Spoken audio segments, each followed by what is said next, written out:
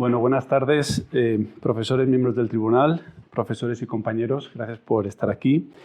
Y el trabajo fin de grado que presento se titula El abuso espiritual en las iglesias evangélicas de España. Y bueno, en esta exposición vamos a ver 5 partes: la introducción, una propuesta y objetivos, metodología, contenido y conclusiones.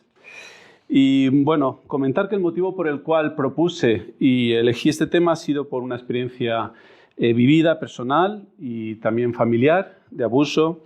Y esta experiencia me hizo investigar, acercarme al tema y también detectar y reconocer lo complicado que es y también la dureza del impacto. Esta es la parte más difícil.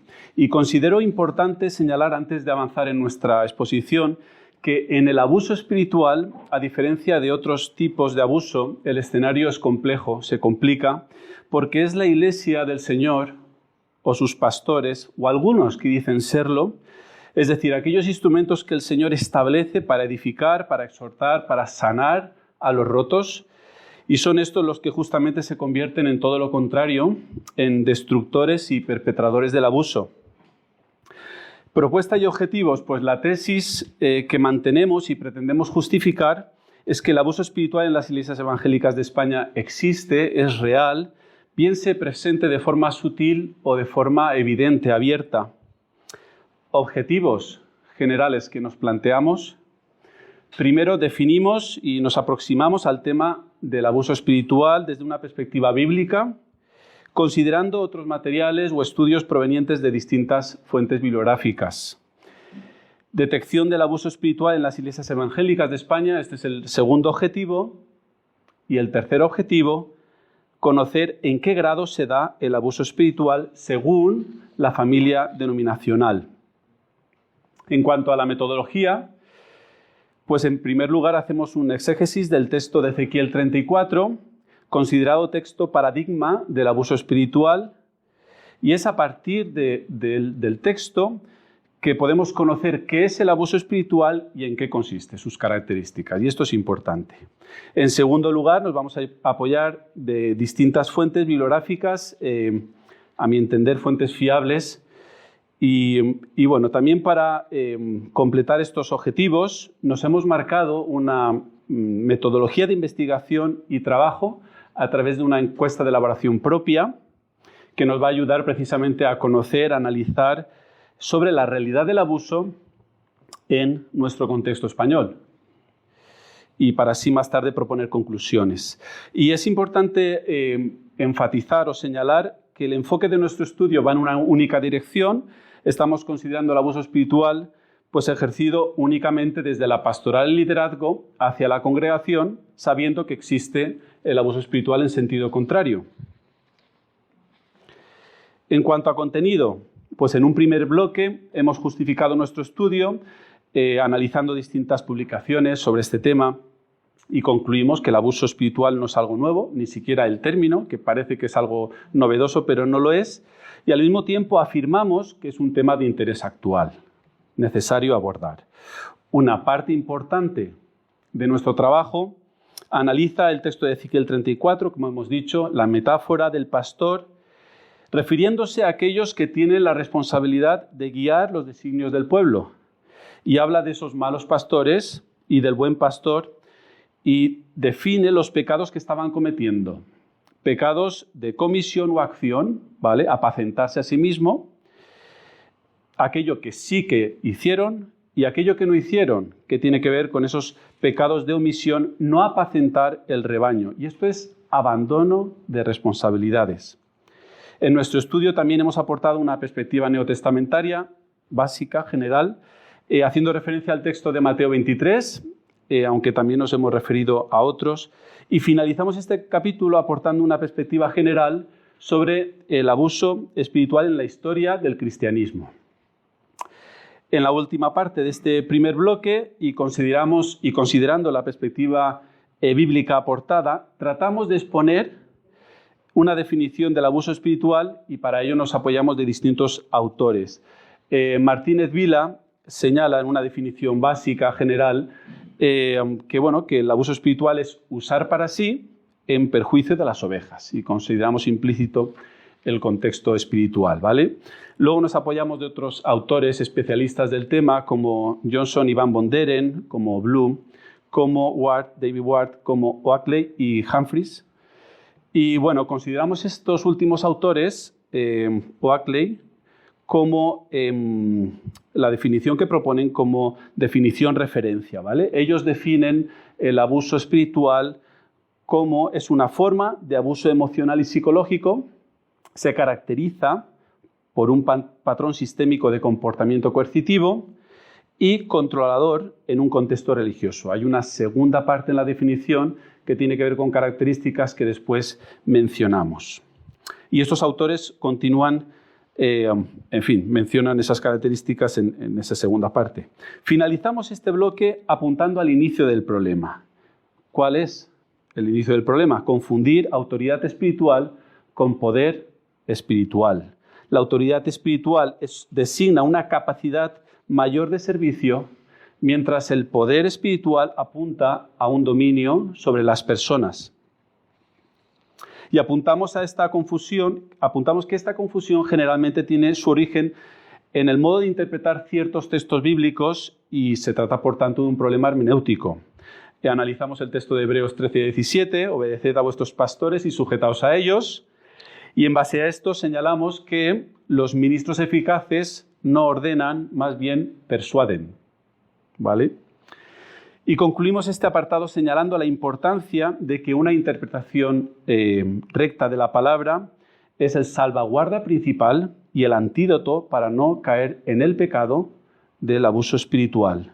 No reconocer los límites de la autoridad espiritual es la puerta de entrada al abuso espiritual. ¿Con qué problema nos vamos a encontrar? Pues que el poder espiritual vendrá enmascarado, disfrazado de verdadera autoridad espiritual. En un segundo bloque, el trabajo se centra en exponer cómo es el abuso espiritual, características claves. En general, aunque todo esto está explicado en el trabajo, coerción y control, manipulación, opresión, intimidación, rendición de cuentas o presionar para que la persona guarde silencio, la superioridad, esa idea de que el pastor o la iglesia o la red de iglesias que el pastor dirige es en algún modo superior a las demás. Otra característica espiritual del abuso es ese pastor o líder como el ungido del Señor, que está por encima de todo cuestionamiento humano. O bien el uso de las escrituras como elemento de coacción y control. ¿Y por qué ocurre esto? Generalmente la víctima se ha convertido en un receptor acrítico, no precisamente porque sea ignorante de la palabra del Señor, no siempre es el caso, sino porque la víctima está cegada, embelesada por esa elocuencia hueca, vanidosa, vana del pastor o líder. Y también dedicamos un apartado que tiene que ver con el proceso del abuso espiritual. ¿Por qué se produce el abuso espiritual? Nos preguntamos. Y aquí hablamos de los rasgos y motivaciones del abusador. Señalamos que suele haber razones psicológicas que expliquen las conductas del abusador. Sin embargo, aunque estas conductas las podemos analizar y entender de forma psicológica, el problema es, en último término, espiritual. Estamos, por tanto, ante un asunto moral y no psicológico. Rasgos y motivaciones del abusador. Se apacienta a sí mismo, es decir, no concibe el ministerio como un lugar para servir a las personas, sino para servirse de las personas. Hay un ego vanidoso en el abusador que también apunta a enseñorearse de las personas. El poder y el éxito son motivaciones secretas del abusador. Y hay una parte del trabajo que hablamos de esa personalidad narcisista, diferenciando el narcisismo normal adulto de un narcisismo patológico. También el abusador tiene carencias. El texto de Ezequiel 34, que recuerdo que lo hemos usado como paradigma, nos habla de un abandono de responsabilidades y esto es negligencia. Esto es importante. Concluimos y argumentamos también en nuestro trabajo que el abandono espiritual también ha de considerarse abuso espiritual. El abandono espiritual ha de considerarse abuso espiritual. También hablamos del abuso sistémico cuando el sistema se convierte en abusador. Pasamos al bloque 3, tercer bloque. Exponemos el estudio de campo llevado a cabo analizando las encuestas realizadas. Se trata de una encuesta, de una encuesta de elaboración propia y nos centramos, lógicamente, en características o signos del abuso espiritual y algunas preguntas que hemos hecho y que quisiera compartir con vosotros que manifiestan esa experiencia del abuso. Por ejemplo, ¿alguna vez has pensado que desobedecer al pastor significa que estás ofendiendo a Dios mismo y que perderás bendiciones? Pues de los participantes que tienen que ver con esa experiencia, 622, el 12,5% responde afirmativamente y un 10,5% tiene dudas. Sin embargo, las respuestas relacionadas con experiencias eclesiales pasadas, con esta misma pregunta, que han sido 44 participantes, ha sido difícil encontrar respuestas con experiencias pasadas, el 25% responde afirmativamente y un 11% tiene dudas. Otra pregunta a comentar. En el ámbito de la Iglesia, ¿en algún momento te has sentido obligado a decir o hacer algo en contra de tu voluntad? Y un 18,8%, casi un 19%, responde que sí, y un 13,2% tiene dudas. Siguiente pregunta. ¿Conoces a alguien que haya experimentado en España por parte de la Iglesia o liderazgo algún tipo de control extremo, manipulación psicológica, en fin, rasgos del abuso espiritual? Un 63,5% manifestó conocer a alguien y un 28,6% dijo que no y un 6,1% manifestó dudas. Siguiente pregunta. ¿En el pasado tú mismo has experimentado de parte de alguna iglesia, pastor o líder algún tipo de control, de signo de abuso espiritual? Un 34,6% afirmó haber experimentado estos signos de abuso y un 8,2% respondió tal vez. Y de estos que experimentaron haber sufrido signos de abuso, el 75% cambió de iglesia. También hemos dedicado una parte a respuestas de pastores y líderes. ¿Conoces algún miembro de otra iglesia? Se ha preguntado a los pastores o líderes que haya experimentado en España algún tipo de control extremo, dominio, signos del abuso. De los 111 pastores o líderes que han participado, el casi 74%, 73,9% afirma conocer a alguien. Casi el 74%. El impacto de la experiencia del abuso. Con este tema finaliza nuestro tercer bloque y el abuso espiritual, decir que no siempre es reconocido por las víctimas. Esto es lo deseable, pero no siempre ocurre y esto es un aspecto difícil del abuso. Y afirmamos que la destrucción, y basado en Ezequiel 34, es el resultado final de toda experiencia, de todo tipo de abuso. Ahora, el abuso espiritual tiene algunas consecuencias específicas. Alcanza a la persona, esta destrucción está relacionada con una muerte espiritual que se manifiesta generalmente con una crisis de fe de la persona. Y vemos una muerte espiritual, hay un rechazo a todo lo que tenga que ver con fe, con iglesia, con Biblia, con Dios, precisamente porque estos han sido instrumentos, herramientas de coacción y control para la persona. Otras consecuencias de ese impacto: pérdida de confianza en los demás, en sí misma, necesidad de sentir seguridad, culpabilidad, vergüenza, ira por sentirse engañado, engañada, miedo a ser rechazado por Dios, ser rechazado por la comunidad eclesial, pérdida de amistades, pérdida de la red familiar, y esto es muy duro. Pero además alcanza a la iglesia, y esto se ve con la dispersión del rebaño, y alcanza al mal pastor, y esto se ve en el juicio divino que recibe el mal pastor. Y esto lo vemos en Ezequiel 34. El trabajo concluye con un cuarto y último bloque que trata la restauración y prevención del abuso espiritual y señalamos que conocer mejor la gravedad del impacto nos va a ayudar, el impacto del abuso espiritual nos va a ayudar a ser reactivos. Una pastoral o congregación que entiende el abuso espiritual, aparte de velar por la prevención y detección del abuso, lo cual apunta a una comunidad sana, tendrá mayor capacidad de tratar e integrar a víctimas del abuso y esto apunta a una congregación sanadora. El inicio de la restauración comienza con un despertar, con un volver en sí de la persona. Hay una ceguera en la víctima que no ayuda a reconocer la gravedad de lo que está viviendo. Y en el trabajo apuntamos de qué forma podemos ayudar a salvar esto.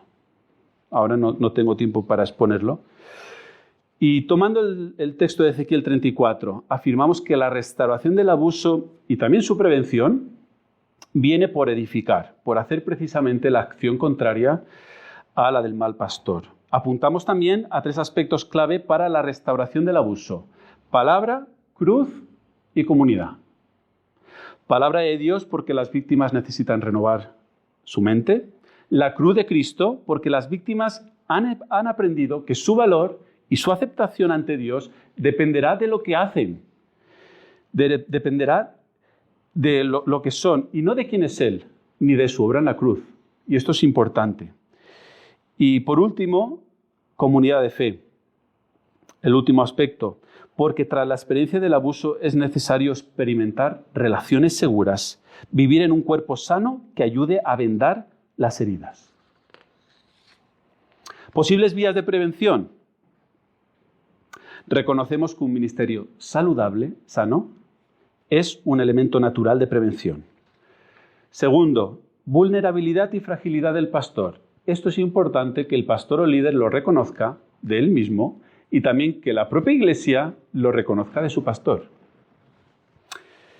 Además, en el trabajo hemos apuntado a 3 ejes o elementos que ayudan o bien a prevenir el abuso o bien a provocarlo si esto no se vigila.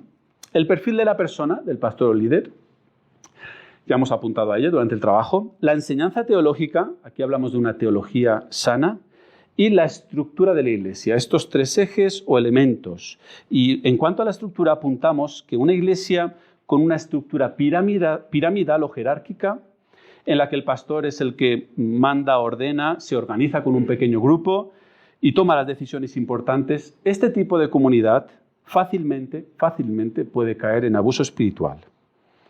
Y apuntamos, por tanto, la necesidad de crear protocolos, sistemas que ayuden tanto a prevenir como a detectar el abuso. Conclusiones, con estos 3 minutos que creo que me quedan. Todo tipo de abuso tiene un único final posible, que es la destrucción.